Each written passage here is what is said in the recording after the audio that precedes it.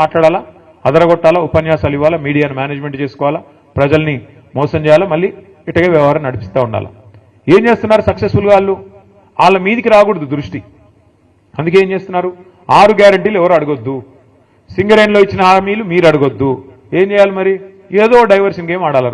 ఓ రోజు కాళేశ్వరంలో KCR arrest, CBI అని కొన్ని రోజులు టైంపాస్. ఫార్ములా ఈలో కేటీఆర్ అరెస్ట్, వేసుకుపోతున్నారు, ఇప్పుడు వేసుకుపోతున్నారు, ఇంకో గంటలు వేసుకుపోతారు. ఇక తర్వాత రెగ్యులేటరీ విద్యుత్ దానిలో జగదీష్ రెడ్డి అరెస్ట్. ఈ టైపులో రోజొక్క సొల్లు పురాణం తప్ప 22 నెలల్లో 21 నెలల్లో ఒక్క పని ప్రజలకు పనికొచ్చేది జరిగిందా ఎవరికన్నా? ఒక్క ఫ్రీ బస్సు, ఏమనంటే ఫ్రీ బస్సు, అది ఎంత గొప్పగా ఉందో నాకంటే బాగా మీకే తెలుసు. ఎన్నడూ చూడని దృశ్యాలు చూస్తున్నాం ఫ్రీ బస్సుల్లో. ఏందది అసలు, ఆ దృశ్యాలు ఏంది, కొట్టుకోవడం ఏంది, ఎన్నడూ ఇంకా మనం అది విమానాల్లో కూడా ఉండవు. అట్లాంటి ఫ్రీ విమానం పెడితే కూడా అట్లాంటివి ఉండాలి, ఆ టైప్లో కొట్టుకుంటున్నారు. అంటే ఇలాంటి తప్ప ఒక్కటంటే ఒక్కటి నిజంగా రాష్ట్రానికి దీర్ఘకాలికంగా మధ్యకాలికంగా పనికొచ్చే ఒక్క పని కూడా 21-22 నెలల్లో జరగలేదు. ఇంకా భవిష్యత్తులో జరుగుతుందనే విశ్వాసం అయితే నాకైతే లేదు.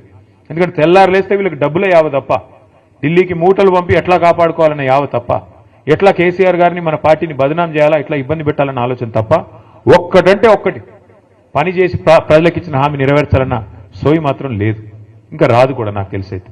నేను మిమ్మల్ని అందరినీ దయచేసి ప్రార్థించేది ఒకటే, మరి చాలా దూరం నుంచి 300-350 కిలోమీటర్ల దూరం నుంచి కూడా మీరందరూ వచ్చినారు, దానికి ధన్యవాదాలు. కానీ మిమ్మల్ని ప్రార్థిస్తా ఉన్నా, మొదటి నుండి ఉమ్మడి ఖమ్మం జిల్లాలో ఏంటో కానీ మనకు తెలియదు, 3 ఎలక్షన్లు కొట్లాడినాం మనం తెలంగాణ వచ్చినాక, 14లో, 18లో, 23లో. ప్రతిసారి మనకు ఒకటే సీట్ వస్తుంది. ఆ 1 అనే సంఖ్య దాటట్లేదు మనం ఎందుకో కానీ. అప్పుడు ఫస్ట్ టైం గెలిచినప్పుడు అప్పుడు ఏం గెలిస్తుంది, కొత్తగూడెం మొదటిసారి, కొత్తగూడెం ఫస్ట్ టైం, తర్వాత ఖమ్మం, మళ్ళీ తర్వాత భద్రాచలం. ఈ 3 ఇంకా కొత్తగూడెం, ఖమ్మం, భద్రాచలం. నా రిక్వెస్ట్ మీ అందరితో, అంటే అట్లా కాదు, కాదు ఒకటే సరిపోదు మరి. ఈసారి మనుగురు ఇస్తాం అంటున్నాడు ఆయన, ఒక మనుగురు సరిపోదు స్వామి. 10 సీట్లు ఉన్నాయి ఉమ్మడి ఖమ్మం జిల్లాలో. ఇంకా చెప్తాను ఇంకా డీలిమిటేషన్ అయితే కొన్ని పెరుగుతాయి కావచ్చు.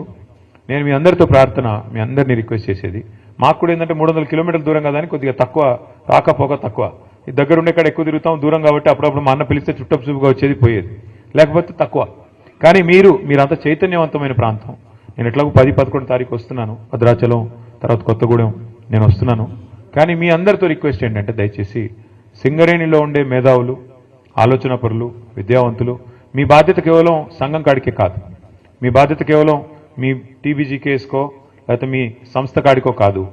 మీ బాధ్యత దయచేసి మీరు భుజాన వేసుకొని పార్టీని రేపటి రోజున ఇల్లందు కావచ్చు, పెనపాక కావచ్చు, కొత్తగూడెం కావచ్చు, ఎక్కడెక్కడైతే మీకు బలగం బంధుత్వాలు లేదా ఫ్రెండ్స్ ఉంటారో అన్ని చోట్ల కూడా దయచేసి మోటివేట్ చేయాల్సిన బాధ్యత, వీళ్ళు చేసిన మోసాన్ని చెప్పాల్సిన బాధ్యత, ముఖ్యంగా బీజేపీ రూపంలో కూడా మనకు వస్తున్న ముప్పు గురించి కూడా చెప్పాల్సిన బాధ్యత కూడా మన మీదనే ఉన్నది.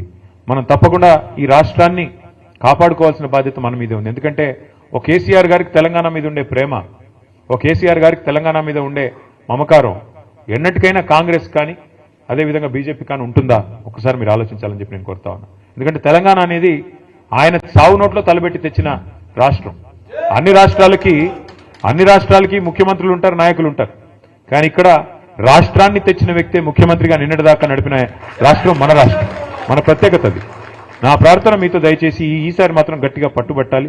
అది లోకల్ బాడీ ఎలక్షన్ అయితేనేమి, పంచాయతీ ఎలక్షన్ అయినా, గల్లీ ఎలక్షన్ అయినా లేదా ఢిల్లీ ఎలక్షన్ అయినా, ఏదైనా సరే ఈసారి మాత్రం ఎగరాల్సింది గులాబీ జెండానే.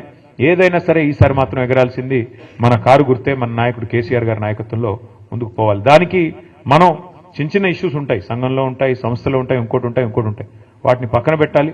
పొరపచ్చాలు లేకుండా మన నాయకుడు తిరిగి మళ్ళీ ముఖ్యమంత్రిగా తెలంగాణలో బాధ్యతలు చేపట్టాలనే లక్ష్యంతో తెలంగాణ ప్రజల కోసం, ఆయన కోసం కాదు, ఆయన ఆల్రెడీ 10 ఏళ్ళు చేశారు ముఖ్యమంత్రి, ఆయనకి ఏం కొత్త పదవి కాదు. కానీ ఈ రాష్ట్రం మళ్ళీ గాడిన పడాలి అంటే తప్పకుండా ప్రజలు గుర్తు చేసుకుంటున్నారు. ఈరోజు మీరు ఎవరినైనా చూడండి, మీరు చూస్తూ ఉంటారు కదా వీడియోలు, ఎక్కడ పోయినా గుర్తు చేసుకుంటున్నారు. ఎందుకు అంటే దానికి కూడా కారణం ఉంది. ఎప్పుడైనా పెద్దలు చెప్తారు, మన మధ్యన ఒక పెద్ద ఆయన ఉంటే ఆ వాల్యూ మనకు అర్థం కాదు, విలువ తెలవదు. ఆయన ఆ పొజిషన్లో లేనప్పుడే తెలుస్తుంది. ఎప్పుడైనా సరే చీకటిని చూస్తేనే వెలుగు విలువ తెలుస్తుంది, గాడిదని చూస్తేనే గుర్రం విలువ కూడా తెలుస్తుంది. ఇవాళ గాడిదలు ఎవరైతే ఉన్నారో, నేను చెప్పను ఏ గాడిద అంటే మళ్ళీ అదో కథ, వాళ్ళని చూసిన తర్వాత ఇవాళ కేసీఆర్ గారి విలువ ప్రస్ఫుటంగా తెలుస్తున్నది ప్రజలకి.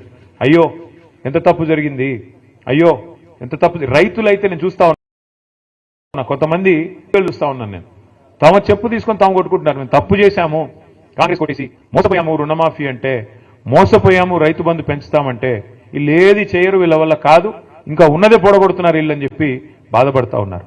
మరి అట్లా ఉండే రైతులు కానీ, కార్మికులు కానీ, మహిళలు 1,67,00,000 మందికి మాటిచ్చినారు, మీకు నెలకు 2,500 ఇస్తామని. వీళ్ళు ఇస్తారా? తులం బంగారం అన్నారు. నేను చెప్పాను ముందే, బంగారం కాదు, వీళ్ళు ఇనుము కూడా ఇవ్వరు. ఇది ఇనుము ఏమైనా ఉంటే ఉల్టా ఎత్తుకపోయే బ్యాచ్ తప్ప ఇచ్చే బ్యాచ్ కాదు అది. అలీబాబా 45 దొంగల్లాగా వీళ్ళు మామూలు వాళ్ళు కాదు, ఇది దండుపాలెం బ్యాచ్ ఇది. ఆ బ్యాచ్ వీళ్ళు బంగారం ఇచ్చే బ్యాచ్ అసలే కాదు. మహిళల్ని కూడా అట్లా బుట్టలు వేసుకున్నారు, వాళ్ళని కూడా మోసం చేశారు. కాబట్టి ఒక్కొక్కరిని మనం చైతన్యవంతులు చేసి ఒక్కొక్క వర్గాన్ని దగ్గర తీసుకొని జాగ్రత్తగా ఒక్కొక్కటిగా ఇంకా మనకు టైం ఉంది, మనకేం తొందర లేదు, మనకేం ఇప్పటికిప్పుడు ఉరుకులు పెట్టాల్సిన అవసరం లేదు.